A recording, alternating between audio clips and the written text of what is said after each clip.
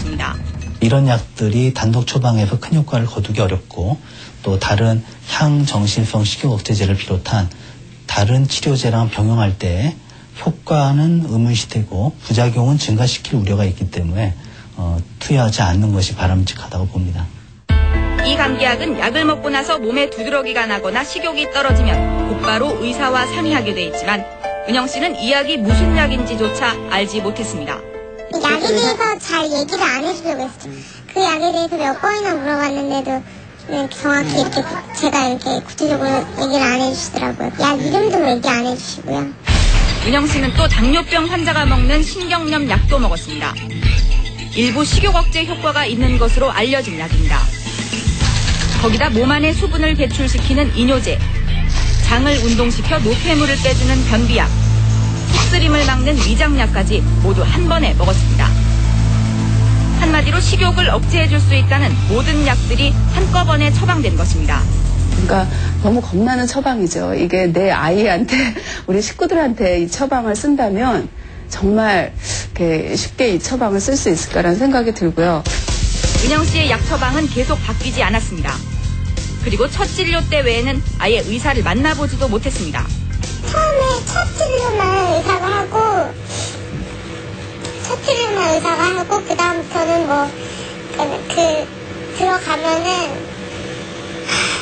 그냥 주사실 들어가서 주사 맞고 나와서 약 처방을 2주에 한 번씩 약을 처방받았거든요. 약 처방하는 날은 그냥 간호사가 처방전 주고 그게 다였어요. 은영 씨가 다녔던 병원을 직접 찾아갔습니다. 안에 들어서자 간호사들이 앞을 가로막고 나섭니다. 그게 언제쯤 일인데 이제 와서 그러시냐고. 얼마나 지났는데?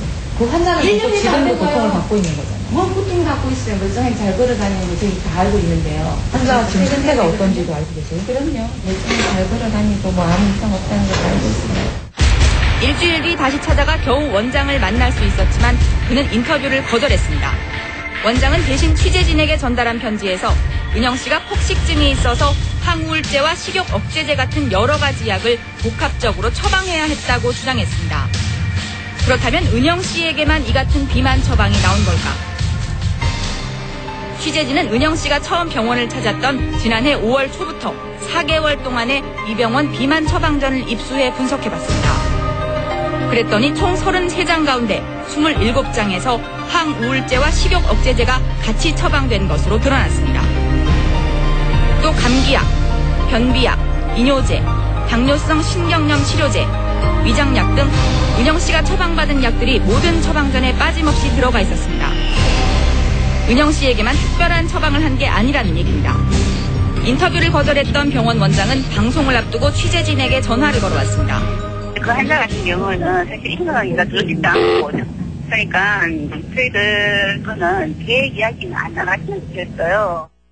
석 달 만에 퇴원한 은영 씨는 몸도 몸이지만 다른 사람을 만나는 것을 꺼리는 등 심한 정신적인 후유증을 앓고 있습니다.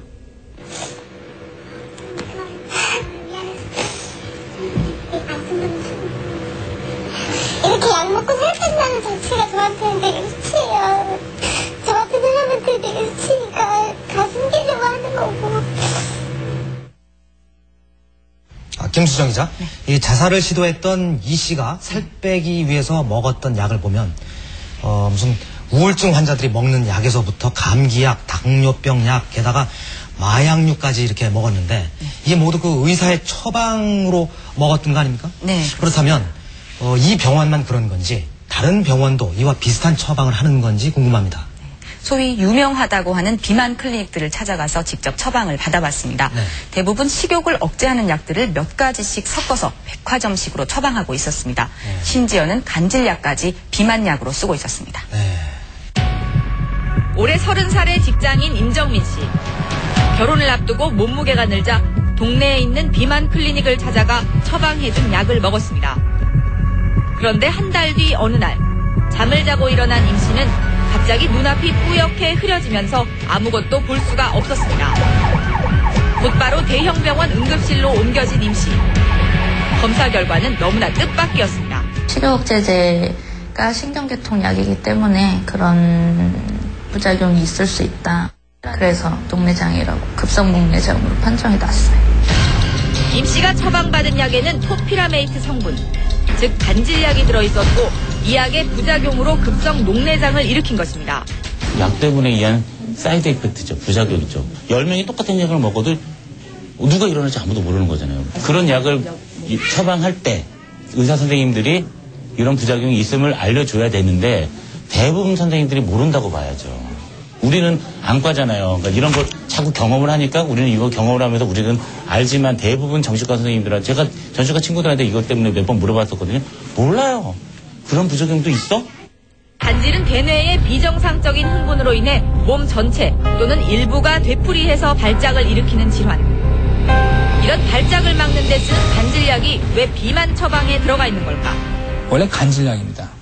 그러니까 거의 2000년대 들어오면서부터 미국에서 비만하는 사람들이 자꾸 관심을 갖게 된 게 그 약 먹는 사람은 잘 못 먹는다는 거예요. 일부 식욕 억제 효과가 있다는 게 발견이 됐어요.